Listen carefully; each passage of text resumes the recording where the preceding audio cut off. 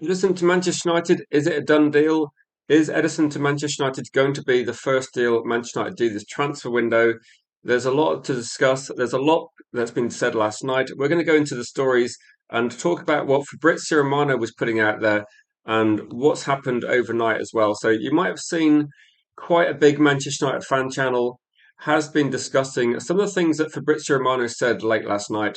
And one of the things that Fabrizio did say was this is a quote from Fabrizio on his YouTube channel saying, Edison to Manchester United, not imminent, not done, not close. He did put out that information.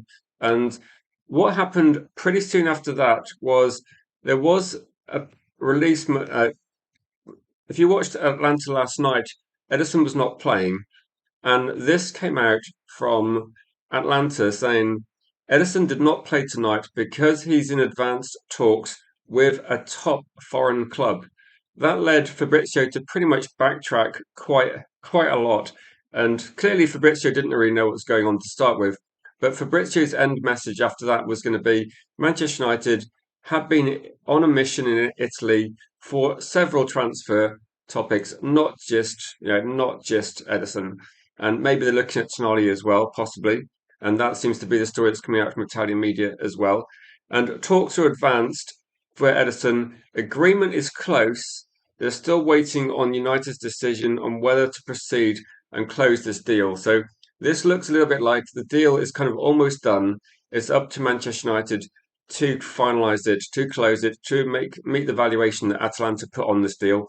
And just to quickly put out some maybe more credible sources and sources from Italy as well, the BBC say that they're reporting that it's been agreed that the deal's done in Italy. So the BBC are pretty much going with this is a done deal according to Italian sources. I did find some Italian articles. Obviously, they're in Italian, but you can translate them. So I'll look through those as well and give some information on that. But based on that story so far, what do people think? That clearly, I think if you're looking at some of the stories coming out there, Fabrizio Romano is not a credible source at the moment, it seems. So again, I think when things actually happen, Fabrizio obviously will get information and be able to say that. But in terms of speculating, in terms of like guessing what's going to happen, I think Fabrizio is not necessarily going to be the best source of information. So at the moment, if things progress and Edison becomes a Manchester United player, I think a lot of people have got to look at the Italian sources and say those have been the credible sources as well. So these have been the sources that have been breaking this story as well. Yannis says for Romano has been terrible of late, so do not listen to him anymore. No, he definitely puts out a lot of information, but I think you're looking at the information at the moment and saying question the quality of this one as well. I think some people are putting out huge amounts of information that don't really offer anything new each day. Maybe they just don't have the same sources they used to have. But no, if you go to back to Italian sources that were talking about this a couple of days ago, particularly the ones that were saying about Manchester United looking at Tonali as well, they probably seem to be at the moment the most credible ones. So if you're looking at things that different, trying to think of who it was now, but Corriere dello Sport and like Italian news as well. They've been like on top of this for a few days. So I think this is where, when you're looking at this, it does seem that this might be Manchester United's first signing of the transfer window. The question I always put then is like, how do people feel about this as the first signing? I think for me, you probably look at right, who's going to be the second and third signing, and look at the overall kind of transfer window in that way. If you look at it like this, there's going to be if you take the opinion that the first signing is going to be the most important signing, then you're probably going to be a bit disappointed if this is the first signing. But to be honest, if I listed all the players that we're going to sign this transfer window, and we don't know which players they're going to be yet, it stands to reason that the first deals we do are probably going to be the easier deals. They're going to be the cheaper deals. So if Edison comes in and is maybe the third best out of three midfielders, let's put it that way, then maybe people will be actually quite happy with that as a deal. So let me jump through some comments and see what people are thinking as well. Tiger Claws, Alex says, 1 out of 3 is in the bag. So it does look a little bit like that, doesn't it? It does look a little bit like 1 out of 3 is done. Do we think that is Tonali going to be number two? Like, if we're looking at this, it seems that there's a checklist here that players that are interested in joining Manchester United, players that want to leave the club they're at. Edison has been tracked for maybe about 2 years. for Manchester United. So it's taken about 2 years to get to this point. The question then going to be is like, the only other club really interested in Ederson was Atletico. And is the reason for that going to be that every other club knew that Manchester United? No, it's gone on for a long time. So I don't know whether other clubs just had different targets. And I think sometimes that seems to be a little bit of um, a red flag for some people. Like for some people, the fact that other clubs are not interested in Edison is a bit of a concern. But I think this does also represent that when you start going to players that are this sort of age, that there's no guarantee. No, you can look at Edison over the last couple of years. He's been one of the better players in Spain. He's been one of Atalanta's most important players. But the team is getting broken up. They lost Lookman, and the team has dropped down to like mid-table. I think from where before that it was finishing quite high up the league in Italy. It was like finishing like second and third for a couple of seasons. So the team's dropped off. It's a bit like for me. It's a little bit like Bruno Fernandes. That Manchester United drop off, finish eighth, finish 15th. Bruno Fernandes is still a good football player. I think some of the numbers Edison was putting up a couple of years ago or a year ago, people would look at and go, actually, that's really good. And with the team dropping off without Lookman, without other options, then people are suddenly looking at him as like it's a terrible signing. So I think you have to look at this and say, yeah, what's going to be signing number two? I think signing number two might be someone like Tonali. And then if signing number two is Tonali, and then signing number three is going to be, I don't know, Matheus Fernandes maybe, or you look at potentially other options. I think if you got those three players in, I think most people would look at that as being like, okay, actually, that's not the worst situation. So maybe I should do a poll and say if this is a good deal. So to go through this one as well, um, BHC Den, I'm not sure. I'm not sure. I think there's some gifted memberships on a couple of streams ago. So it might have been that I think some people get gifted memberships when you're possibly not even in the stream. So bonus for that one. I have got some custom emojis for people that want to use them. Maybe if we did sign Edison, maybe I'll do one for Edison. But again, at this point in time, it feels like it's the most likely one. So let me read through the Italian media source that was being quoted by the BBC, and this puts some numbers on the deal, which might feed into like why I've got that number on the thumbnail. But this is coming from Italian sources. I have translated it into English so I can understand it. But the journalist Carlo Pozzi, writing on Sport Italia, they're saying categorically, they're saying Edison's transfer to Manchester United almost complete. They're saying it's pretty much a done deal about negotiating the probably add-ons, it seems. But one thing I would say is that if this does happen, this is pretty rapid considering people did want Man United to move quickly. If this happens and it's a done deal when the transfer window opens, that is pretty fast work for Man United. So according to the director of this publication, they're saying negotiations between Manchester United and Atalanta are pretty close to being finalised. It looks like Atalanta, the deal is potentially going to be a bit over 50 million euros. So they're going to be like 48 million euros base. There's going to be like another about 5 million euros in bonuses, pushing that price a little bit higher. So at the moment, it seems that they want to it is a big transfer fee considering Edison's got 1 year left on his contract. So this is the reason why, if Man United get Edison done, the primary reason is going to be they have paid a bit more than Atletico Madrid were prepared to pay. So this it's not really a cheap deal. And so full agreement between the Brazilian midfielder, he's ready to fly to the Premier League. So according to this, Edison would then become the fifth most expensive transfer in Atalanta's history after Højlund, which we gave them a lot of money for, and Retegui, Coop Myers, and Quadsire, and you got Romero to Spurs. So these are the deals that are a bit more expensive. It's quite a bit of money considering the contract situation. So I'm just trying to think of an examples where I think when you had I suppose Mark Gahey was not actually that cheap with a year left on his contract, so he in the end went for about what like 20 something million with 6 months. So no, it's not the cheapest deal, but the salary would be a lot cheaper. So if you're looking at the comparison, maybe this is one way of looking at it. If you consider the transfer fee paid, and I think we're looking at the transfer fee as being maybe about 50 million. If you consider that Mark Gahey's gone to Manchester City, reportedly on about 300k a week, then the salary for Mark Gahey is £15 million per year. The salary for Edison would be about 4.7 million. So this deal would be about probably about 10 and a half, 10 million at least, £10 million cheaper per year of salary. So the difference between, say, you pay like £45 million and you pay what about £25 million for Mark Gahey. So overall, this deal would be a lot cheaper, but it's in the salary. The transfer fee up front would be a bit more, but the salary is going to be very low. So in terms of this one, if you look at the overall package, it's not as much money as people think, but it's still the transfer fee is still quite a bit though. That Atalanta is still benefiting quite a lot from this deal. Morning, Neil. Good to see you in the chat. So I think this one it would be quite good news. Well, so this is great news. A transfer nearly complete. The season isn't over, says Jules.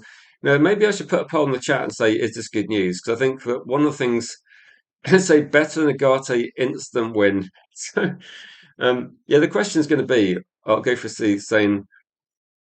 So I think Belieber will be next, says Andy. I think I'm starting to think that Tonali might be interested as well. Like that might be potentially the second one. And say Edison is a good transfer, but if it's 46 million, it's 10 overpaid. I think with this one, Jim, do you think that if United, if you consider the Conor Gallagher signing, I can't remember how much Conor Gallagher would have cost, but Conor Gallagher is on 200k a week, so potentially this deal costs £5 million per year less than Gallagher's in terms of salary. So if Gallagher's like, if you think it's £10 million overpaid, we're probably underpaying Edison if he is going to be put on about 100k. So compared with other players like Gallagher, for example, it might be that the difference is going to be over the next couple of years. It's probably going to be not a bad deal, Jim. Like if we're paying about like 10 million euros too much for the actual transfer, then the salary we're paying over the next few years will probably be more than compensating for it. So again, it's a bit strange that the salary is so low, but that's probably not a bad situation. So Edison will be our third player we signed from Atalanta. Yeah, I would say that based on Armadillo, how much you paid for him, based on Rasmus Højlund, the success rate of players from Atalanta is not really that.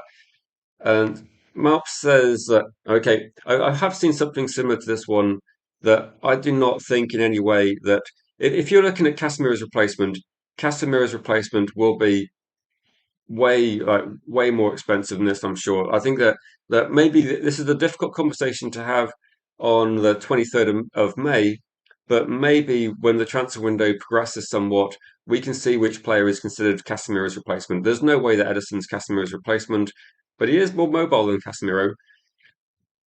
And say, welcome, man. Yeah, I cut the grass a couple of days ago before it got ridiculously hot. But no, it's definitely worth doing it today. Definitely, and get the barbecue fired up later, Andy. But saying you don't really like Tonali, not for 80 million. I think 80 million is steepish, isn't it? But again, that's kind of where the press is at the moment. I think a lot of people think that's the price, but no, you never know. The price could be a bit cheaper, couldn't it? So you're not so sure we're going to get Belieber anymore, not when we get Edison, who is at Belieber skill level. I think if you're looking at mobile players, like maybe this is an indication though, if we did get Tonali, then maybe we're looking at a situation where maybe Belieber. I thought Belieber was going to be, I thought Belieber was going to be like one of our almost like guaranteed signings. Like I've been saying for a while that I just thought Man United would buy Belieber. I don't see any other club interested in Belieber. I'm pretty sure Brighton want to sell him. Is this a way of getting Belieber at a cheap deal? Like, I mean, when people talk about Carlos Belieber for, I don't know, it's 70, 80 million, people like that's too much. I think 60, you're getting closer. Maybe this is a way of actually leveraging this. That if United buy Edison and then buy Tonali and they get these deals done quite quickly, it shows a lot of intent. But also, if you're Brighton and you kind of like got your targets lined up for sort of 10, 15 million, 20 million pounds to replace Belieber, what do you do if there's literally no interest? Then now, maybe this is one where, do you remember last year there was loads and loads of talk about Lam and Emi Martinez coming from Aston Villa? there was loads of talk about Ollie Watkins, and we discussed it a lot on Red Devil United. There was loads to talk about on those two signings. And in the end, we got neither. We got Lammens, who, let's be honest, most of us had never seen play. And then we got Sesko, who lots of people thought that he was the player that Arteta wanted. And he was a player also considered, is he going to be a bit of a risk considering what happened with Rasmus? So I think what we're looking at is potentially a lot of the deals that people think are going to happen are not necessarily going to happen. So I think Man United have got some clear targets, and it's not necessarily going to be the ones that Fabrizio or the ones that I suppose mainstream media pushes thinking it's going to happen. I think loads of people thought that Carlos Baleba would be like a done deal, but maybe that's not even going to be. No, it's not even going to be on our list. I think United are considering all the options still, so there's still a bit of an unknown. Yannis says Edison profile close to Casemiro. One of the things that I think Edison does that a lot of people didn't really maybe look at in terms of what he's doing is Edison's very good passing wise, like very good sort of chance creation, forward passing, progressive passing, those sort of things is something that people look at Edison, and if you watch him play, and when he had Lookman as a top striker, then he was pretty much finding him with regularity and getting lots of assists. I think things have dropped. No, things have dropped apart a bit at Atalanta, and the numbers have gone down because they don't have the same quality in the squad anymore. So no, if this does happen, I've said this a few times. If this does happen, I will be open-minded about how good this deal is because I honestly have no idea. I have no idea how well it's going to work in the Premier League. So morning to you, Genghis. So let me go for a few chat. Is it worth putting a poll in this and saying whether it's a good deal or not? And say people crying about Edison not being at the World Cup. So if you remember, actually, these are good examples of, to be honest, David Ginola and Eric Cantona. That was definitely not on merit, was it? That was the for some. How did David Ginola and Eric Cantona not get into the French team was crazy when they didn't even qualify for the and which was who was it? Well, they didn't qualify for something. It might have been the 1992 European Championship or something. But big falling out with the manager at the time. And again, people could have a question like, say, John Stones is going to go to the World Cup. Harry Maguire is not going to go to the World Cup. I'm not sure John Stones has actually started a game since about October. So if you look at players going to the World Cup, there's some weird ones in this one for sure.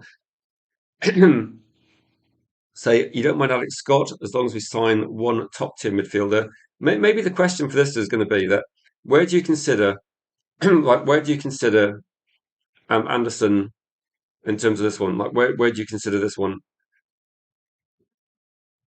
Like which is going to be like, if we sign a top tier target, who's it going to be? Like a lot of people are saying, we need to get a top tier target. Which is the top tier target that we need to get? That if Anderson's off the table, does Tonali count as a top tier target? That would be that would be kind of my question mark. Like, does Tonali count? I think most people would say that when you're looking at building up your squad, building up your squad depth, having Agate and Toby Collier is not squad depth, is it? That's having players that are midfield players, but they're not going to be coming off the bench and been able to do what Edison does. So for me, this is an upgrade in one position, but it's an upgrade of. I'm not going to say it's an upgrade on Casemiro, but I'm going to be open-minded and say that Edison's a lot more mobile. Clearly, Casemiro, the way Casemiro played in Real Madrid is different to the way he played at Manchester United. And so no, I think it's that to compare him to Agate is a bit harsh because Agate, you could look at Atalanta and say when Atalanta lifted a European trophy, it might have been about was it like 2 years ago they lifted the European trophy, and Edison was a key part of that team. He was a key part of the team that finished very high in the Serie a year ago. And then as the team's gradually been broken up, Lookman's been sold, like we said, other players have been sold and Edison's like numbers have dropped down. It's a little bit like Bruno Fernandes's numbers, say a year ago when we finished in 15th. Like when the team's like not functioning, it's going to make every player look worse. So no, I think as Genghis said, Agate is going to go, and I think if anything, this deal almost guarantees Agate goes because Man United will sign at least one Premier League player. That there's no doubt that we're looking at Premier League proven players. That seems to be the thing that everybody's been taking home, like the take-home message for the probably the last couple of months, is that Manchester United will be looking in the Premier League. I'd be amazed if we don't sign two Premier League players. For me, Ederson is a bit like the Benjamin Sesko deal last year, where we get one player from a different league, and based on like scouting and long term planning, we looked at Benjamin Sesko for at least 2 years. Like that was not a let's get Sesko. This was like Vivell, Manchester United have been scouting him for 2 years. I think the same with Arsenal looking at Benjamin Sesko. So the interest went back a long time. The interest of Edison's gone back a long time, and people know that as well. And I think that's why people are thinking, why is it going to suddenly happen now? And I think the reason it's happening now is because Manchester United are focusing on midfield this season. They didn't focus on midfield at all last season. They did try and get in. They did look at Belieber, and they thought Belieber would be a cheaper deal, and Belieber was on the back of a fantastic season. But also, they were looking at players to play alongside Mainu and Casemiro last season. Now they're looking to replace, say, and at that time when they first looked at Edison, they were signing Agate. They didn't know Agate wasn't going to work out like it did. I think a few of us did actually look at Agate and think it doesn't look like the best signing, but yeah, that's probably one of those reasons. So mad how people don't want Tonali. So yeah, Edison was amazing that European run. Didn't he get 3 assists in the final? So um, one of the things I would say is that big up to you, Rob, in the chat as well. One of the things I would say is that with Manchester United getting Edison, my guess would be that yeah, my guess would be that Angela Stiller would be an unlikely signing because it would be it would be a bit of a break from Manchester United policy to get two players that are not in the Premier League. So I would be very surprised if Manchester United moved for another non-Premier League player. The only one I would say might be one they consider would be if Manchester United got the green light that Tchouaméni was available. I think Tchouaméni is like a no-brainer. He's too good. So that's probably the only player I think of Man United possibly signing if they look at that one. So um, I'm going to put a poll in the chat and say to gauge some opinion as well. If you're able to share the stream as we're live, this isn't a sort of standard streaming time for me, but if you're able to share the stream as we go live, that would be fantastic. As we are live. So I'm going to put this to gauge opinion again, see what people think. So this will be a question that we can guess the price. We think the price is going to be roughly 46 million ish, that sort of price. There might be add-ons, and yeah, this might be how much the first deal is going to cost.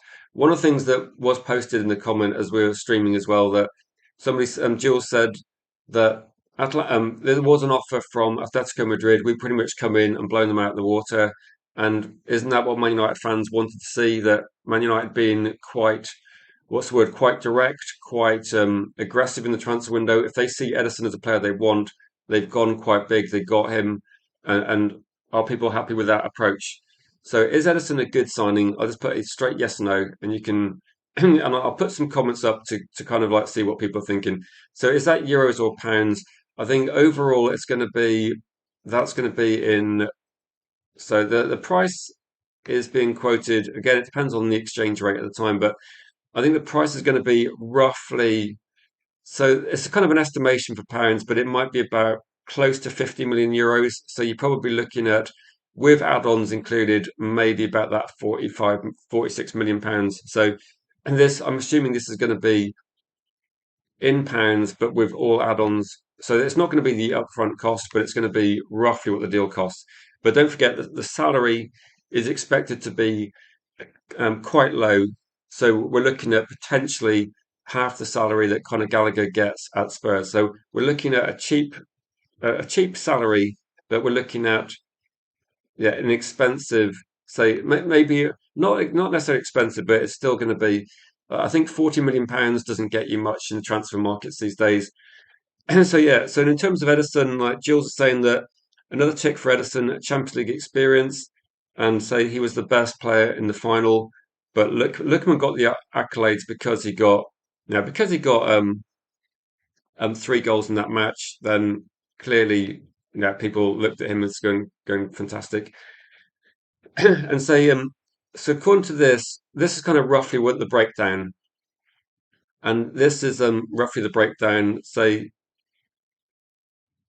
so looking at this one, Genghis saying that yeah, I can't comment on what other YouTube channels are saying about this one, so we'll just stick to the facts. I think with this one, um, 41.4 million pounds, about 4.3 million add-ons. You're looking at roughly like that kind of 44, 45 million pounds, like roughly to that one. Now, cheers, Jules. Appreciate that. Thanks for the info as well.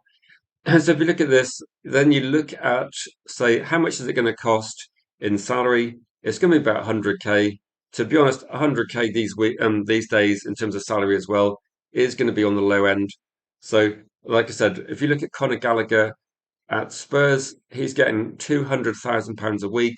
This is one third of the salary that Mark Gahey gets paid at Manchester City. So in terms of long-term costs, I think it's actually quite cheap overall. So if you factor in, Blas says, I think the cost is huge for a player with 1 year on their contract.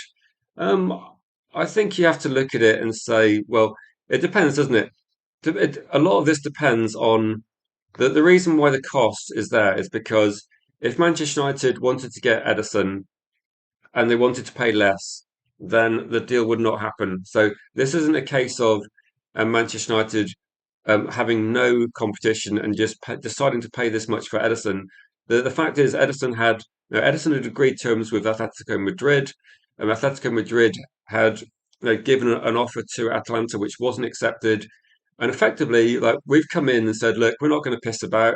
We want to buy Ederson. We got the money. Here it is. And I think the difference between Man United fans thinking that this is a good deal and too expensive is probably going to be like a small amount of money. If Manchester United had paid £35 million for Ederson, most people would think that's a better deal.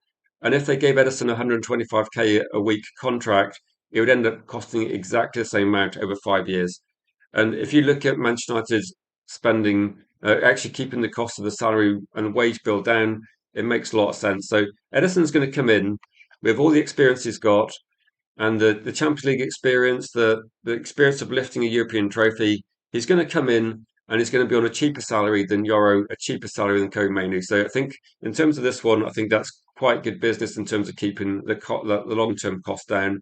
The transfer fee, I think, is just it's just representative of that. If Manchester United don't pay that, then they don't get the player. So it's he goes to Atletico Madrid. If he'd gone to Atletico Madrid and Man United hadn't got him, then would Manchester United fans be saying we've just gone cheap and we're not competitive in the market and we're getting outbid by? If we get outbid by Atletico Madrid, something's wrong, isn't there? And Atletico Madrid were prepared to pay pretty close to what we're looking at, I believe. I'm saying overpaying for players that at the point when you sign a player, you don't know if you're overpaying. That Manchester United, when we signed Dorgu, no one knows if you're overpaying or you're getting a good deal.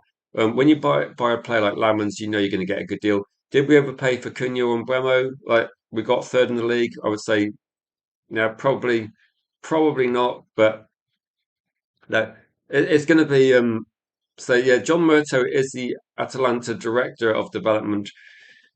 So yeah, the thing is though, this goes back like a couple of years, doesn't it? And yeah, Murto was obviously not not someone we want to talk about too much, but no. I say Casemiro cost us 135 million for. So now what do we get? We got an FA Cup and League Cup. So no, Casemiro was an expensive deal overall, but Casemiro's salary was about 15 million per year. So the difference is like this player cost 10 million pounds cheaper than Casemiro per year in terms of contract. So uh, for people that just joined, I just wanted to put out a bit of information that you might have seen some quite big YouTube channels talking about Man United, and this is why they were talking about saying that if you see some sources this morning saying Ederson deal off, the reason why people are saying that is because Fabrizio Romano posted this last night saying a deal is not imminent, and then fairly soon after, he didn't. Ederson did not play for Atalanta, and the reason for that was put out by his club saying that he didn't play because he's in advanced talks with a top foreign club. So it's nice that at least Atalanta think we're a top club. I think obviously we are a massive club, but I think this is going to be potentially the first deal of the transfer window. But more importantly, also, the transfer window is not even open yet, and Man United are actually moving pretty quickly as well. So I'm saying no 25. Also, big up to you, Matty, in the chat. Yeah, Matty, you're right. 1 year left on his contract. So Vril says, I don't mind this deal unless it's considered a first team signing. And say no 25, say 26, 27-year-old midfielder on possibly their last contract comes in for less than 150k, even if he is on 125k a week. So over 5 years, we've saved, say, 6 million euros, taking the baseline fee to like 34 million. I think we've managed to negotiate quite well in terms of how much money is going to how much money is going to get paid.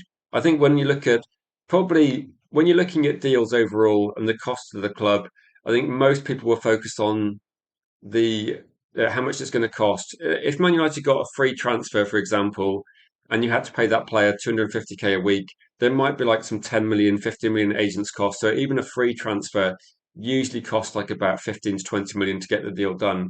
And then the salary is going to be very high. So even a free transfer, even like Cavani, I think it involved like 15, 20 million of cost to start with.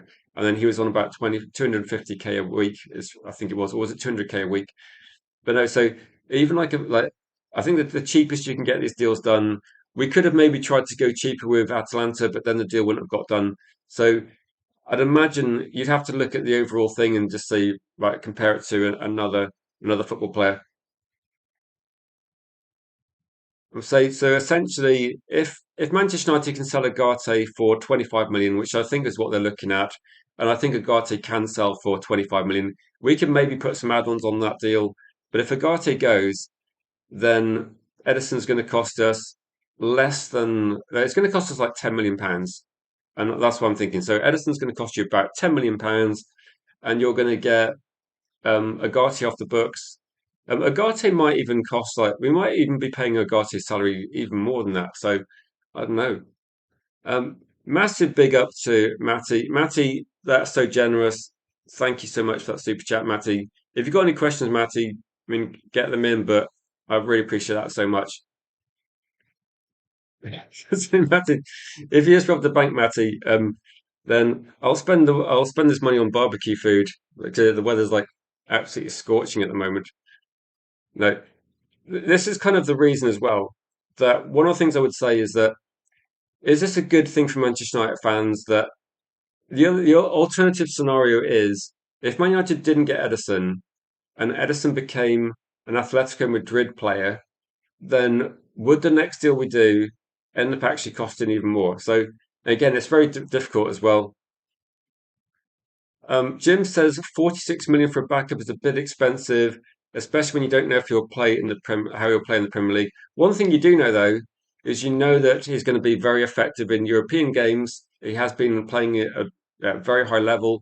And again, look at Aston Villa lifting the Europa League, and we saw Edison lifting a trophy a couple of years ago. He was man of the match in the final, and that's only 2 years ago. So, Edison's definitely got a bit of quality about him. I would say, let's say for this one that saying paying 46 million pounds for a backup is exactly what teams like Man City have been doing for years. So spending crazy amounts of money on backup players is what Man United need to do. Like we need to have our backup players need to be quality, don't they? So if our backup players are academy players and someone like Agate. Can you imagine a situation where Manchester United are winning 2-1, the game's quite tight, we're under pressure, and we have to bring on Agate like we did this season. We then struggle. Agate can't do anything going forward. It makes us vulnerable, it makes us more defensive. If you then look at next season, and if Manchester United are controlling a game, trying to see it out, we can bring on someone like Edison, who's going to be very mobile, good defensively, and also still carry a threat going forward and helping us move and close out the match. And for me, it's levels better than what we've had as an option. And to be honest, when you look at the numbers and you sell Agate and you bring in Edison, it's not going to cost that much money. The salaries will be potentially almost the same. And actually, you might even see that Edison might be on slightly lower salary. So the overall cost is not going to be as much. So Again, I think it seems like a lot, but if you consider how much Ugarte was, and again, it's about having depth, isn't it, as well? Say Matty's saying Edison is an okay squad signing and should not be a first team player signing. So I would stay with this one, like Matty. Then I think my kind of guess is going to be that he's not going to be the top signing. He's not going to. I don't think he's going to be benching Kobe Mainu. I don't think he's going to bench like a Tonali or a Chiellini and Anderson. Or so I would say this one that the difference is going to be that when you're in a game situation, then you're going to look at the bench and go right. No, 'cause remember Man City paid about £50 million per fullback about 5 years ago, and they were spending a huge amount of money. How much did Marmoush cost and doesn't get to play many games? How much does Reindeers did he cost and doesn't get to play? So in terms of having depth, it's expensive, but this is what it takes, isn't it? If you want to rebuild properly, we've had Benjamin Sesko on the bench, we've had Cunha on the bench. Cunha was over 60 million, so and he got benched by Dorgu for a couple of games. So it does. I think what you're going to see here is that maybe, and maybe this is the one way of looking at it.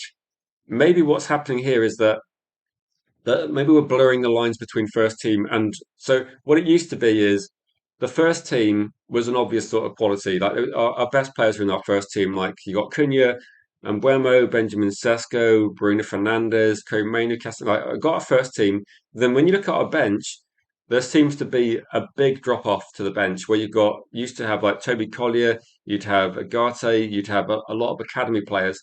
So you'd have a lot of players on the bench that were clearly quite a drop off from the first team football players. You know, and you look at the match and think, well, what's on the bench that's going to help change the game? Maybe there's some attacking options, but there was a lot of reliance on academy. And I think what we're going to see now is maybe there's going to be a bit of a blurring of the lines between the first team and the bench. So hopefully, we watch Man United play next season. We look at the first team, then you can look across at the bench and go, actually, there's a few players on the bench that's going to be actually quite good options. And maybe there's two or three players on the bench that you could pull those players off the bench, put them into the first team, and the drop off is not significant. This is something that Alex Ferguson used to have the luxury of having in the 90s and early 2000s, where you could look at the bench and look at it and go, actually, we've got Bex on the bench. We'd have like maybe we'd have Rooney, maybe um, we'd have potentially have Solskjaer or York or Cole. We'd have a bench of players that are actually first team quality. So if Edison is actually not much of a drop off from some of the first team, I think it makes a lot of sense. But the idea is going to be to actually make sure you are able to compete in a Premier League or to compete with like Manchester City, with Arsenal, you need to have at least like four, five, six players on the bench that are of comparable quality. Put it that way. They're not going to be necessarily as good, but they've got to be reasonably. Like they've got to be. They can't be levels below. That's what I'm saying. So it's not necessarily about benching people. It's about rotation and options. That's what I think. So with Alex Ferguson, I don't think I can't remember anyone ever looking at the team and going, "Wow, he's benched Ole Gunnar Solskjaer." I look at York and Cole getting benched. Like it always felt a bit like he looked at the first team and saw that there was quality there. We never really looked at Manchester United and saw massive weaknesses in the team. So this is something that I think we're going to see. So if we see like this year, if you look at Agate as a lot in the lineup, or you look at maybe as an example, you see like Martinez and Yoro starting in defence against Leeds, or you look at maybe Mazraoui starting as centre back. We've had situations where we look at our team and think, right, that doesn't look great. And I think what we need to do is try to remove that. So I think Edison can do that. He can be a player that people look at and go, yeah, he's a squad. Well, say he's a squad player. I think what happens is our squad needs to kind of improve a bit, doesn't it? And the bench for me needs to be improved to the extent where it almost doesn't look like a massive difference from the first team. So it's tricky, isn't it? So I think I'd rather say that.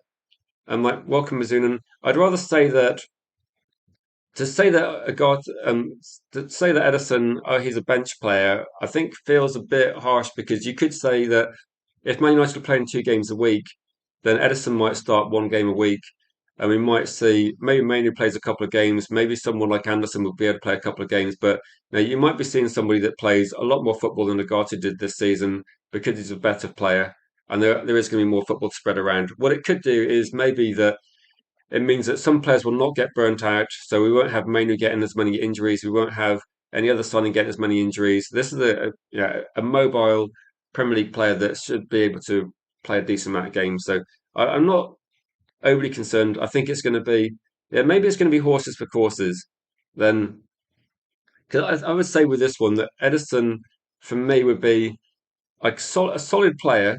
He's played for Atalanta at a high level. He's beaten plenty of European teams when they lifted the trophy as well. So, and they finished say top two or three in Serie A for a couple of years until the team got broken up. So he hasn't really done anything wrong. I think a lot of it comes down to Serie A is not really highly rated. As I said that, Bilal says you don't rate too many Serie A players. No, so that's probably going to be probably the concerning thing that we don't know how good he's going to be, and it might take a bit of time. But I'd be genuinely surprised if Manchester United do not sign a couple of Premier League players this window. That for me would be almost like a go-to next kind of port of call. So that's why I think when you're looking at the news and you're trying to guess what deal happens next, I think there's loads of evidence that maybe the next deal is going to be someone like Tonali. There's a lot of stories suddenly about Fernandez. How would that be as a window, people? How would the window? How would you evaluate the window if it ends up being Edison plus Tonali plus Matheus Fernandez? If that's going to be the transfer window, and there's a good chance West Ham get relegated tomorrow, in which case maybe the price gets to edge down a little bit, and then maybe Tonali.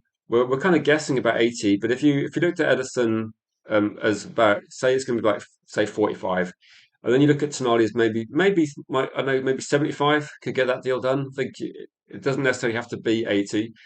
Then if you're looking at those two, then there's probably enough room to then go for not a cheap third signing. So there is a bit of evidence there that you could be getting this one. Now just how would that be as a window for people? Let's say Xerxes was Serie A Player of the Year. So I don't think I'd say Edison's world class, George. So no, I would say that Edison is going to be an upgrade on players that were not ideal. So when we looked at the stats yesterday, Wharton looks like a better fit than Tonali for the Premier League. I think Tonali is definitely how would you put it? Based on like where he plays as well, Bruno Guimaraes does a lot of defensive stuff in that team, and to say like Tonali could do more on the defensive side of the pitch, I'm sure, but it depends on what he's required to do at Newcastle. So things change, don't they? And you look at drop players into different teams, and they will do different things. So no, I agree that just I'm not going to say let's get him in. He's a world class player, but I think you could look at it and still say that Edison, yeah, he could be maybe a surprise signing. The price is not particularly cheap up front, I know that, but when you look at the salary is not that much, so there is that benefit. But no, I've got a poll running as well to see. Actually, at the moment, is this a good signing?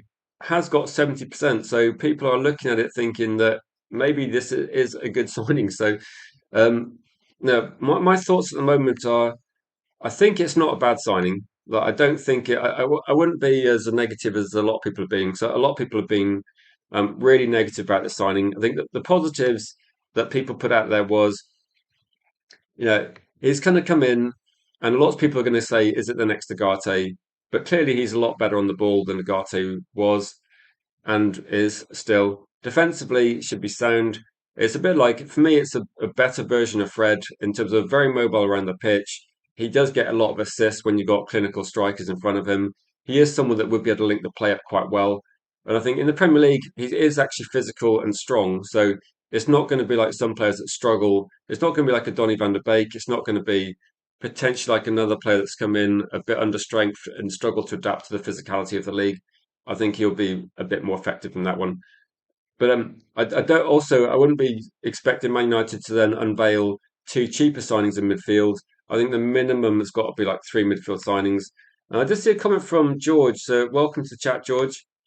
Let me just put this comment up because I think you got a good point regarding some of this. And in terms of like positions we need, and you say this as a minimum, I think we need three centre midfielders, unless someone like Thwaites can come in and seriously start taking a position in the squad and actually be effective in games. I think United need three centre midfielders.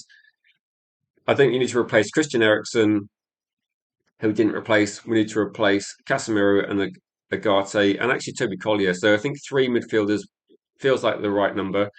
A right back. So you want. I think we're going to get a left back. One winger, one striker. So how many players you got there? Seven players. I think I'd be surprised if we got all those players in. If we did get all those players in, that's probably like a 10 out of 10 transfer window. If we got midfield fixed, I think that's kind of half the job, but then the rest of it's going to be. I would quite like a centre back, but I think United need to. If we sold the centre back and then got a new one in, I think I'd be happier. But it feels like we've got a few centre backs that don't really play too many minutes over the whole season. I think right back. Apparently, Man United have looked at a couple of right backs. It probably seems to be dependent on whether Mazraoui leaves the club. So I don't think we'll be seeing Dallo leave, but there is potential for Mazraoui to be moved on. So I've heard, but we'll have to see if that actually happens. Lucky Singh says you're looking for Mathis Fernandez, Sandro Tonali, and are you saying let Edison go? Or I think Edison might be might be the first deal that we do. So you're looking at, I think Mathis Fernandez and Sandro Tonali at the moment they seem to be the most likely, uh, and that's why I was saying, would it be good if that's the deal we got? Like, would that be a good deal? I say, as much as you love Harry, if you want to win the title in the Champions League, then do you see that Man United? Do you think Man United are going to be effectively going right? We're going to be looking at maybe the situation is going to be. I don't know. With this one, maybe the situation is going to be Manchester United look at. I think Harry Maguire's got a 1 year contract for a reason, and the reason is that we're gonna start fix. I think we're going to be adjusting. I think we're going to go for different fullbacks and centre backs next season, and Man United are going to be buying at least three centre midfielders. It looks like if you look at the news, a left winger, a left back. I don't think anything's going to happen in centre back positions, but I do think it should. That I would love Man United to move on a couple of defenders, and I did say this a while ago that how much percentage are you talking about Edison? How much percentage would you give him to be a success at the club? How do you quantify how are we going to measure whether it's a success at the club? Because I looked at when people say has Benjamin Sesko been successful? Has Mbeumo and Cunha been successful? I think that the way you look at it is like they're much better than the options we had before. Benjamin Sesko is a massive upgrade on Rasmus, the same way that Um, let's say Cunha and Buemo are big upgrades on having Armadillo and Garnacho in the team in terms of goal scoring. And overall, Man United have scored, what, 25 goals more? Would Edison be a success? Then I think it's kind of 50-50. That if Manchester United finish in the same position and Edison comes in and plays a lot of games, then I think we'd say, okay, he's been a success. If Edison ends up being a bit like Agate in terms of not playing many games and is effectively like a hardly in the team, then I'd say maybe with this as well. Maybe a lot of this depends on the top signing. So with Agate, if Casemiro had been injured for a lot of the season, we would have looked at it in such a negative way that Agate would have played loads more games. If we see a situation next season where whoever our top target is, whether it's like Sandro Tonali or whether it's going to be Belieber or Alex Scott or any of these players or Fernandez, if there's some injuries in the team and we see a significant amount of games from Edison and the drop off isn't really there, and we see good consistent performances, and we don't have any sort of issues as well, I think we'd have to say it's been a success. But I would say for me, I think overall, I would think it's like would be. I think it's likely to be a success. That say for next season is to close the gap on City and Arsenal. So No, if Man United can stay in a title race for longer, no, we need to start off quite well. Last season we started off really poorly and then gained on these two teams. If United can stay in the mix for at least like till Christmas time and be considered in a title race, even if we don't think it's likely, get through the group stage, don't get knocked out of cups that early either, then that's going to be the main target. And to get this done, I think you do need to have a bigger squad and better quality squad. And so my hope for next season is a domestic trophy, close the gap on Arsenal and City. That if we can finish above one of them, then fantastic. I think that will be the next stage. Like finishing above Liverpool was good, but Liverpool really fell apart. So that was kind of more on Liverpool. But also, we did play a lot better. If we can finish above Arsenal and Man City, who have been pretty much with Liverpool the only teams in a title race for the last probably 4 or 5 years, then that would be a significant step forward. I don't have the concerns in the Champions League that a lot of fans do. I think the Champions League and I think the Premier League has got a lot of depth and quality in it. So I think that Man United might be looking at um, potentially. I think Man United might potentially be looking at the long run there. How long can we stay in competitions? George says winning the league should be our only goal next season. Lucky Singh saying you're saying top four. The league is wide open. I agree, the league is wide open for the first time. Kenny Fan TV says if we can get Anderson, get to many. It's close to spelling right. Just put the A earlier and then many. It's kind of like how it sounds phonetically a little bit with that one. So let me go through a few comments and saying I think we're a bit harsh on Agate. He was a defensive midfielder through and through. Maybe we just needed better around him or to erase his flaws, utilize him for what he's good at.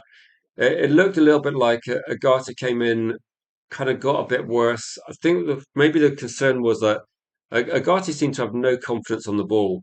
Defensively, he seemed to be good in possession, and maybe that I don't know. Maybe it's a combination of things that whatever happened, it felt a little bit like halfway through that Agati kind of like not gave up, but it looked like he knew he was going to be gone. So it looked a bit like Agati kind of gave up a little bit as well. Yeah, Pep Guardiola's gone. That's going to be decent. Opportunities for all top. Arsenal have got an opportunity now to try and go back to back. That Liverpool might be sacking their manager. Arsenal are the only team at the top actually that have got some sort of stability. They've got a manager that's been there for 5 years. They've got a relatively stable squad that's been there a long time. Arsenal should be looking to win the title next season. If they don't, this is going to be their best opportunity because I think City, who knows what's going to happen under Maresca, who knows what's going to happen whoever's in charge of Liverpool. Um, let's see, Ederson, Casemiro, his metrics are just as good. Now, if you look at the comparison, percentage of duels one's quite similar. Progressive passes similar. So in terms of this one, the only caveat I've got is you could look at Edison, you could look at Anderson and say that yeah, that's true actually. You could look at the metrics and say that there's a lot of similarities between Anderson at Nottingham Forest and Edison at Atalanta in terms of what they're doing on the ball, defensively, etc. The only caveat's going to be that one of them's doing it in the Premier League, one of them's doing it in Serie A. So Edison, like numbers wise, is very similar to Casemiro, quite similar to Anderson, but he's playing in a different league. That's probably why people are. I think that's why people are probably skeptical. To be honest, I mean, I'm also a little bit skeptical. You never know 100% how a team's going to go from one league to another league, what they're going to be able to do. And I mean, if a player was going from the Premier League to Serie A, I think the expectation would be their numbers are going to really kick on. They're going to do a lot better in Serie A than they do in the Premier League. So I think you also look at the alternative and go, actually, a player coming from, say a player scores 30 goals in Italy, they come to the Premier League. If he scored 30 goals in Italy and the year was 2005 or like 1995, you'd look at that as being a world class player. And when someone like Zlatan scored 30 goals in Serie A with AC Milan, you'd go, wow, that's was a tough league. Now the league seems to be a lot lower quality. and it's things go around in cycles, don't they? At the moment, the Premier League is probably team for team the strongest league in Europe because you got teams from like if Spurs and Aston Villa are the top teams in the Europa League the last couple of seasons, and domestically I can't even remember when Aston Villa won a. It must be 1993. Aston Villa won a League Cup. That's the only thing they've won in England, but they've won a Europa League. And the same with Spurs. They haven't. They've been. I think was it 2008 or something? Spurs won a League Cup. So we've got two teams that effectively in the last 30 years have won a couple of League Cups. They're the two best teams in the Europa League the last season. So in Europe, the competition is obviously not the same level it used to be. George says, I believe this is kind of one of those factors as well that will Man United be a lot closer to winning a title next season? That this could hurt Arsenal a bit. If they're looking at changing the rules regarding what happens at corners, set pieces, and things, then the tactics that Arsenal used at the first half of the season, they will not be able to, they will not be able to do that in the second half of the season at all. I would say our main issue, no, I think our set pieces were generally Bruno deliveries, and that's kind of the difference. So we weren't we weren't trying to wrestle the goalkeeper over the line like Arsenal were doing. We were doing it with quality deliveries. So the set pieces we did, I think actually there was one where I can't remember who it was that scored now, but there was like something we did it from a corner. We did a short corner and played it in and got an uncontested shot and scored from. So now our set pieces for me were different to Arsenal's. We scored a lot of goals from them, but a lot of it was to do with like probably a lot of it was like Casemiro headers. But you have like De Ligt headers, De Ligt, Maguire, particularly De Ligt early on in the season. We did have a lot of goals from set pieces, but that was Bruno Fernandes. That was not about Gabriel and whoever else it was going to be, Saliba pushing the goalkeeper into the goal. So no, we scored goals from set pieces for sure, but we did it in a way which would not be questioned so much. Oh yeah, no, actually, yeah, there is no Casemiro next season. Also, Arsenal had I think Arsenal benefited more from VAR decisions going for them than any other team. And in terms of like teams that benefited, I think Arsenal were way above everybody else. And in terms of like teams that got messed up by VAR, I think Man United were actually quite high up that league as well. So we got messed up by VAR. Obviously, we benefited from some, but we more went against us as well. Only one VAR decision went against Arsenal. Yeah, they got very, very lucky. Was it no red cards, no penalties? Like these are extremely fortunate decisions, put it that way. Extremely fortunate decisions. I'm not going to say that it's fixed, but it's kind of a bit surprising. Now the question is going to be, isn't it? How do it? Maybe we're looking at Casemiro will be a miss, but I think also United, United can plan for the future beyond Casemiro. That Casemiro is a good player, but United always have to be looking at and this one. So you enjoyed the Thomas Tuchel press conference yesterday. We'll be doing World Cup watch-alongs this summer. We are planning on doing a lot of World Cup watch-alongs. Like we are thinking about whether with myself and potentially a couple of other people as well.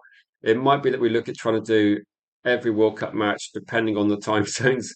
That I do know a couple of people that don't tend to sleep much, so we might be trying to. We will try and do that as well. It will be something good to cover on the channel. And so we had nine going for us, nine against us. No, we were kind of neutral actually. We were kind of quite neutral regarding that one. Yeah, there is still time for. Can you imagine that if Arsenal get VAR decisions go against them on the last day of the season, they get red cards, they get um, penalties given against them just to kind of like even up the stats. But the games, the league's obviously done, isn't it? No. So worst Premier League winning team you've ever seen. It's not the most exciting, is it?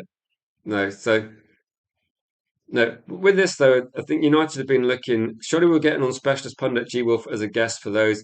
Yeah, especially George, you've been away for a while, but specialist pundit G Wolf has been involved a bit more recently as well. He will be available on watch-alongs, and I think tomorrow we might be seeing. I think the idea is going to be we're going to see Helgi plus G Wolf doing the watch-along. Myself with Isabella will do the calling show. So um, Yeah, the question like for George, you used to be on the channel a little bit as well as a guest sometimes. Are you up for joining the call-in show? We will be doing a regular call-in show after matches as well to kind of get fans' opinions. In the World Cup, because everything's going to be quite busy, quite frenetic, I'm not sure if we'll do many call-ins for that one as well.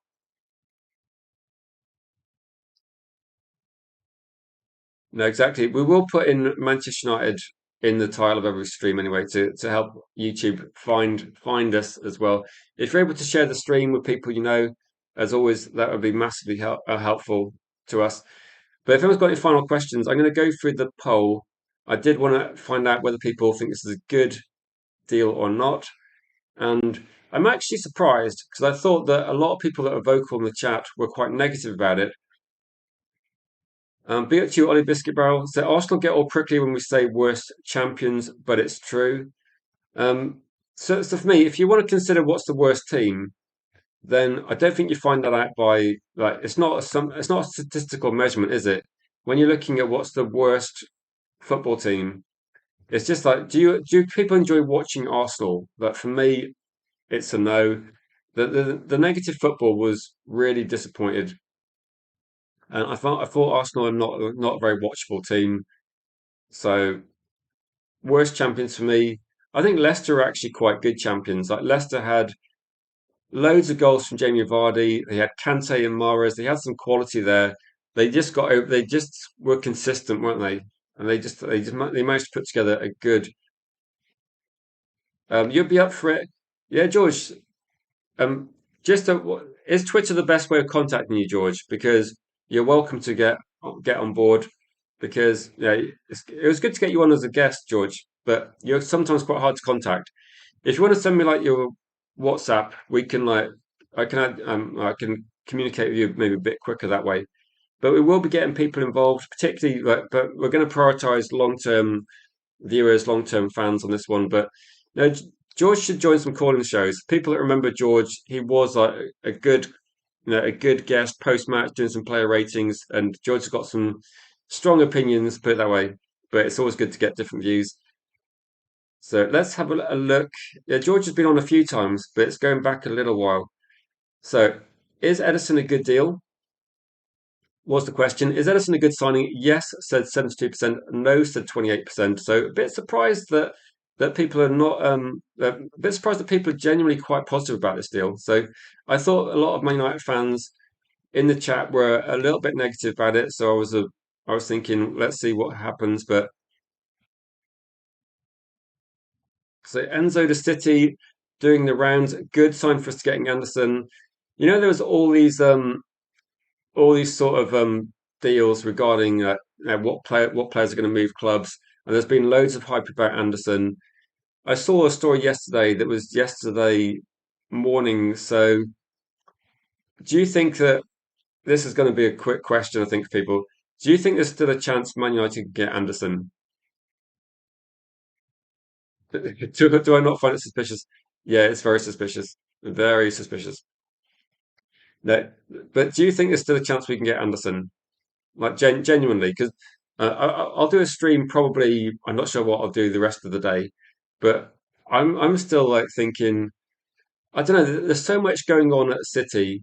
There's so many journalists that just push out random news, which is hard to believe. It's really like you're saying, Bilal. It's so difficult to see how many rumors that are out there. Who's telling the truth? I think one of the things we saw last night, if you watched the start of the stream, is that Fabrizio Romano was posting things saying that Edison's not going to happen, and then had to backtrack a lot. So I think a lot of people trying to be in the race to try and be first. A lot of people are not necessarily knowing what information's out there. So um, yeah, I'm just wondering uh, Anderson can agree terms with Man City, but I don't think Man United are going to pay that sort of price. So you don't think anyone's going to? It might be that Maresca can take Enzo, and he was rumored to be taking him to Manchester City. So I think Enzo Fernandez might have some there, but Alonso. I mean, there's no way Man City are taking Garnacho, is there? But there is potential that you could see some players moving around different clubs based on like the managers going. So it could be that there's going to be a lot of stuff out there that could still happen. George says, you'd say it's still a good chance. I mean, Manchester United want to get this deal done,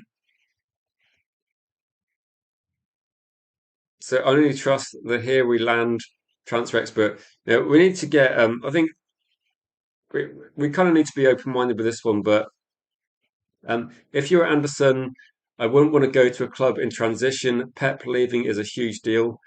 Now, if you're looking at the moment, then Liverpool are a team that's kind of a bit falling apart. That there's a lot going on at Chelsea, though. Maybe with a good manager, Chelsea could turn things around a little bit.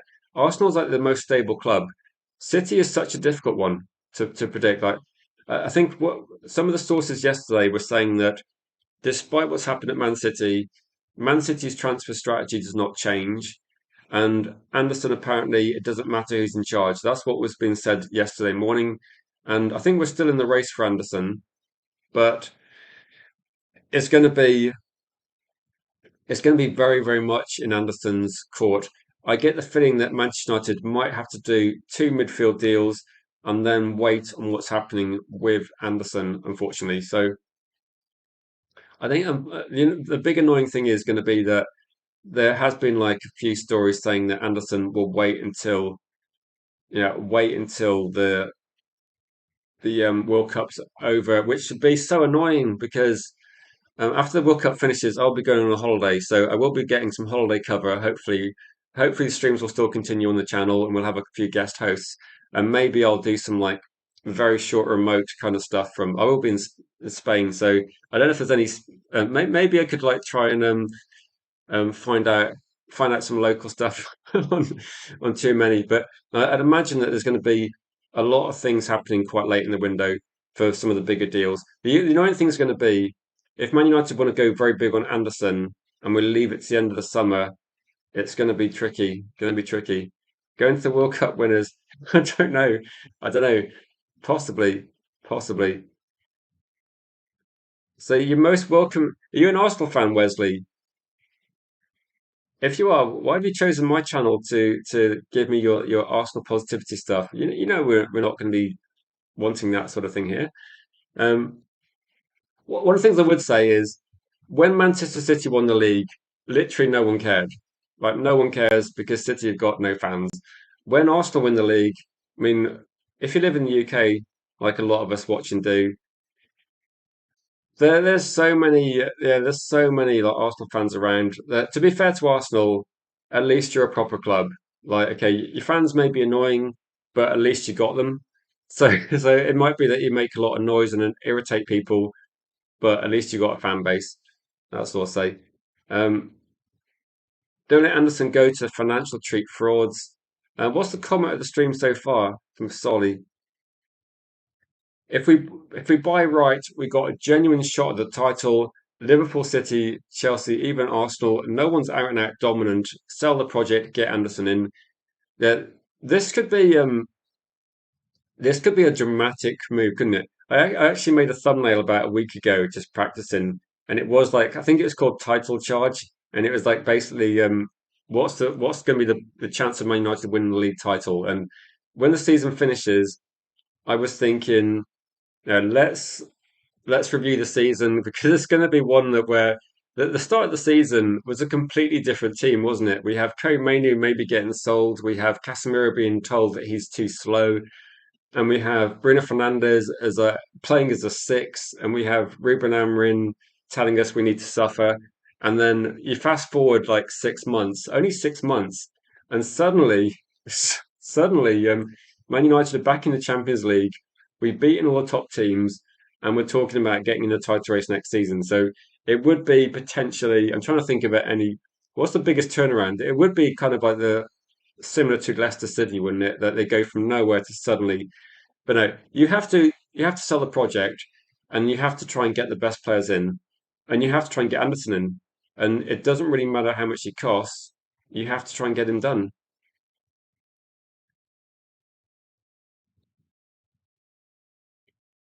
So you're in South Africa. You're watching South Africa in the World Cup. Now this will be an interesting one as well because I think I used to have a map.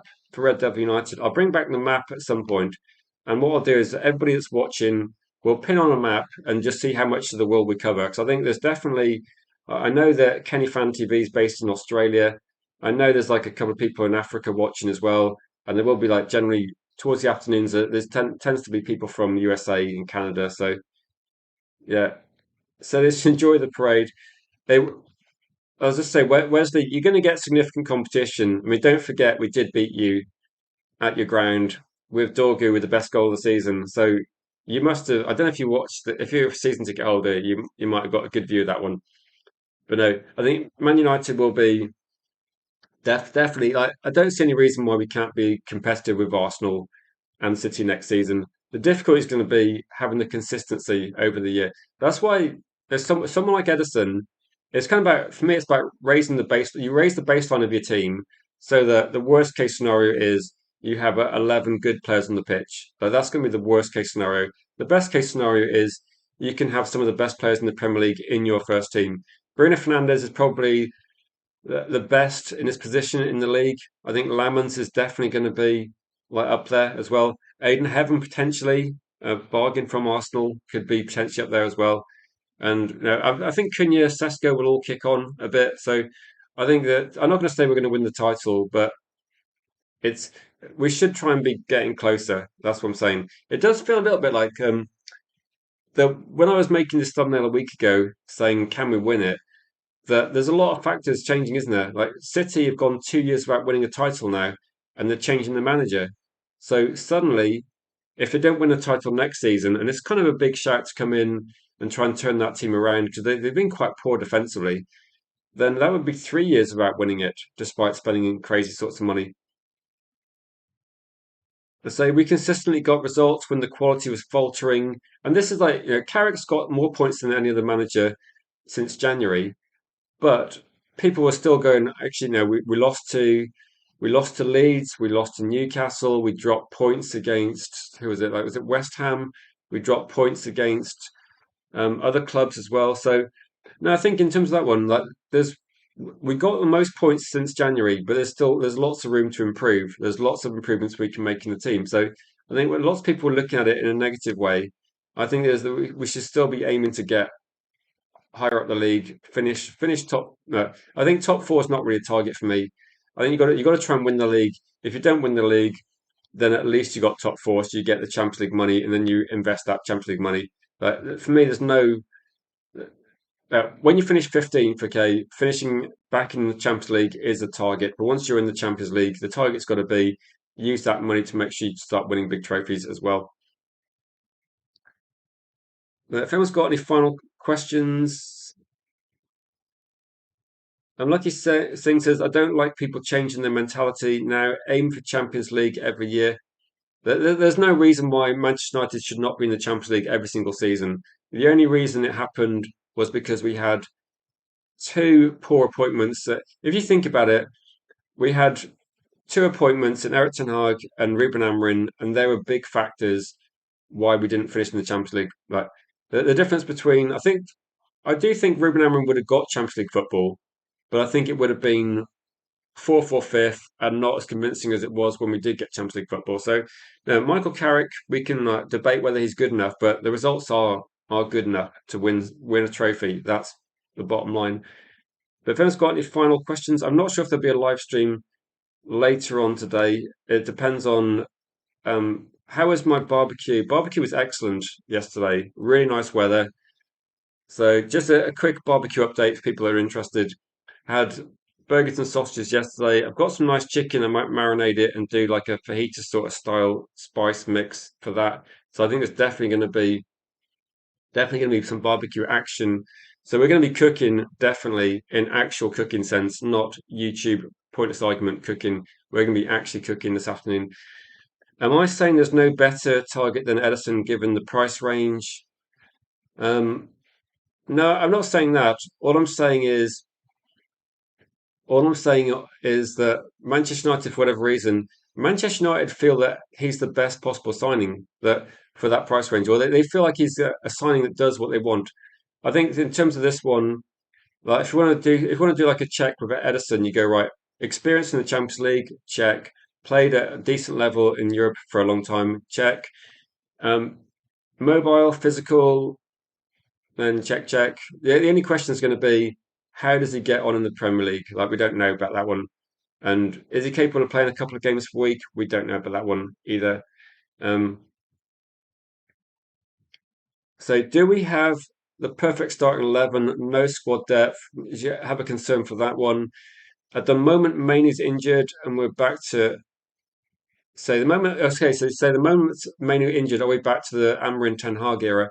I don't think so, because the difference I saw with Michael Carrick was not that we had different players when Ruben Amorim was in charge, but the squad was utilised differently. We had a much better defensive setup, and I think we got the best out of players.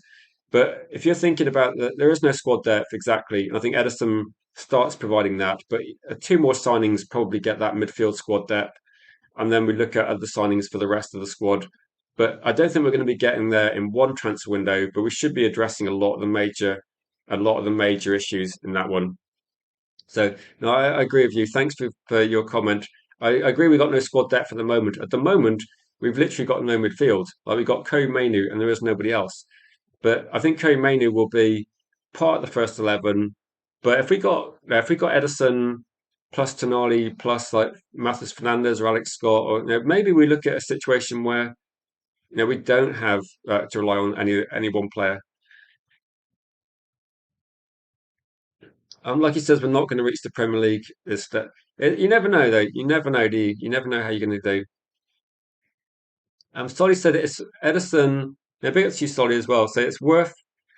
It'll be good for Europe. Worth saying, proven Champions League player.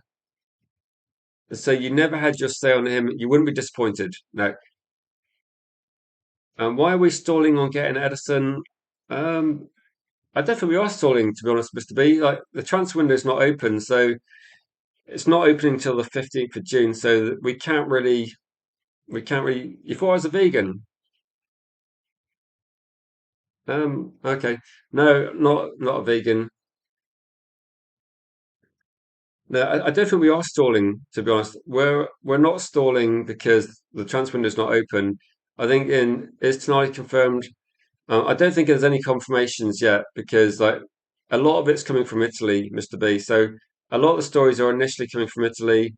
And to be honest, what we looked at from say a year ago, when we were going to sign Benjamin Sesko, all the news was coming out of Spain.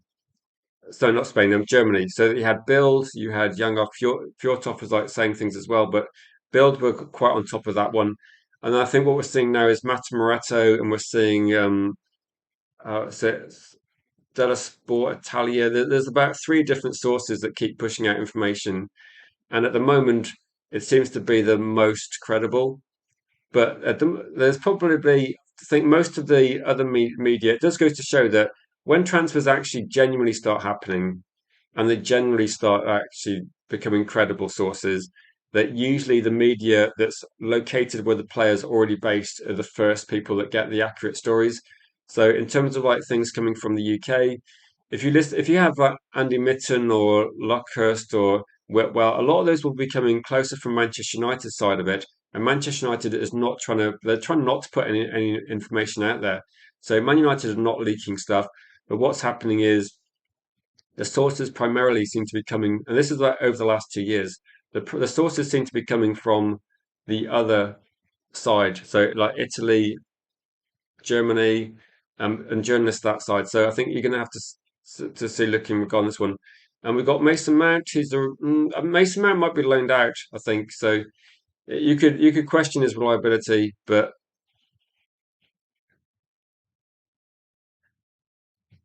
so no, I think Man United are getting there.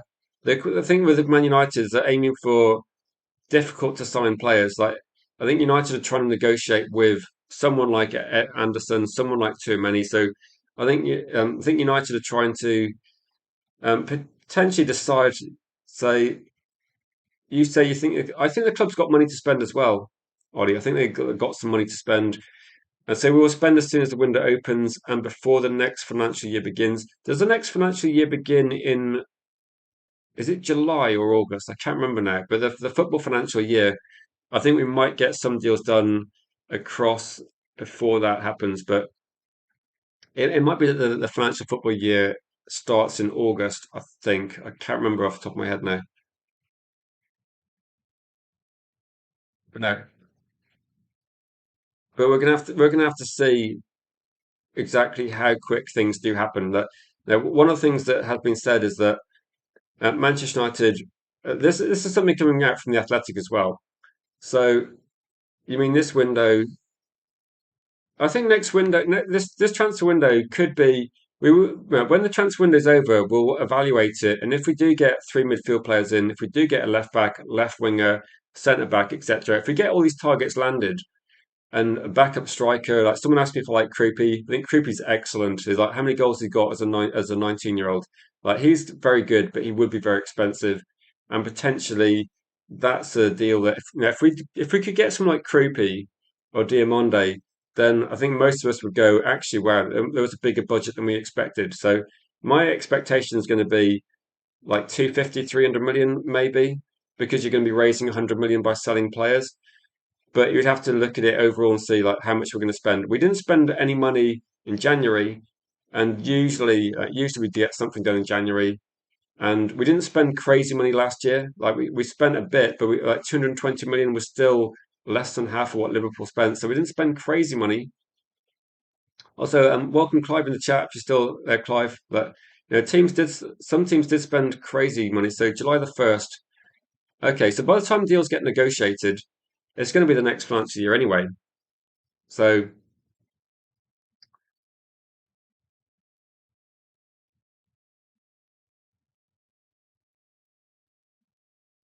so how come you've already signed? You can sign an agreement, can't you? You can get an agreement in principle, and then you can just confirm it when the transfer window opens. But United, at the moment, I think we're just looking at more difficult to sign players. So the players we're looking at are not necessarily 100% available. So it's going to take a bit longer to get some of these deals done, I think. Let's say we have money to spend. Yeah, I think most people think we've got plenty of money to spend. I think that's probably. Yeah, I don't think anyone's sat here thinking Man United can't afford to spend. But there's a reason why we've been decreasing our wage bill, and I think that's in line with trying to get some of these. Welcome, Mr. Deadpool. So I think Edison is a good addition to United's squad. Would have to get up to speed with the Premier League. That's probably the only thing, isn't it? But um, if you watch Edison play in Atalanta, and I'm assuming you have because you're positive about the deal, I think most people that have watched a bit of Edison are actually quite happy with the signing. But the Premier League's just going to be a bit quicker. And if they look at this might be something that Benjamin Sesko actually had a better season this season than he did last year in the Bundesliga, and we looked at those numbers yesterday. So Edison's been at a team that they sold Lookman and they gradually got worse. So I think if you kind of look at Edison jumping into Manchester United, then all he's got to do is get up to speed a bit. But the thing is, Manchester United wouldn't necessarily have to have Edison starting the first couple of games anyway. That he could gradually adapt. And I think with training as well, the physical demand of training, we can push that up as well. So we can get him up to speed hopefully. But it would be quite an early signing, wouldn't it? If we got Edison done now, then we'd have time to work and trying to get him as ready as possible. Obviously, nothing really prepares you until you play a match, but there could be definitely a scenario where we get him ready and good to go. So no, to us, I know Jules is in the comments, who's often a guest host on a Monday night as well. So Jules has watched a lot of Italian football, and he does really like Edison. He liked Edison 2 years ago. He still likes Edison. So no, that's what United try and do. I think United are. One of the things as well is that Manchester United are deliberately not releasing much information about players they're interested in. So all the sources that are pretty much coming out from different sources. So if you used to follow Man United transfer windows, say a couple of years ago, I think we're just seeing a difference now. We're seeing a lot of Italian journalists on top of this one as well. So maybe the Tonali thing as well is an indication. Like Fabrizio's comment on the screen said that Manchester United are in Italy for a reason, and there's several people they've been talking about and talking to. I think Tonali's representatives might be the other people, and maybe Matamurato's story yesterday saying Tonali and Edison deals are close. Maybe they no, maybe they genuinely are both going to be the first two deals. So that for me would be a big positive.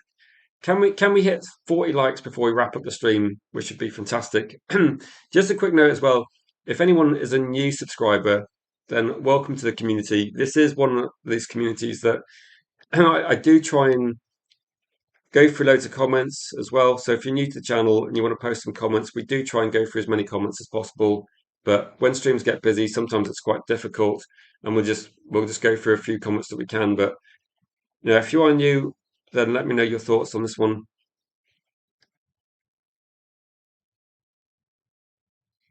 I say, yeah, I think most people think the same way, Maps. I think most people are assuming that Man United's squad's been allowed to get a bit thin. Like, there's no way we could look at our squad at the moment and compare it to Liverpool, Manchester City, or Arsenal.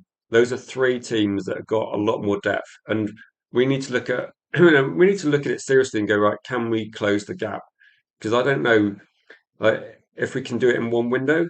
I think we can get certainly close. I think we can certainly get the first 11. If we get lucky with avoiding injuries, I think our squad could be close. That's what I'd say. But if we get injuries, I think there's a vulnerability at centre back. There's a limitation with our fullbacks for sure. I think the one thing that we have got is we've got a solid goalkeeper.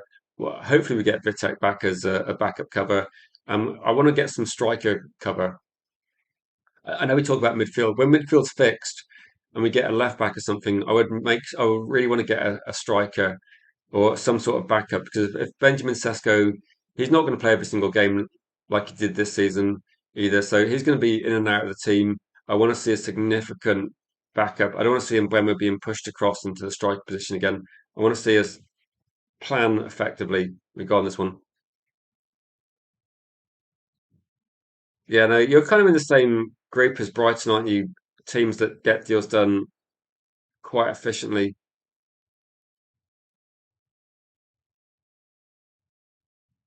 Yeah. Any final comments or questions? Yeah, please don't forget to subscribe, share the stream if you can. If you play low block counter-attack teams, will get found out next season.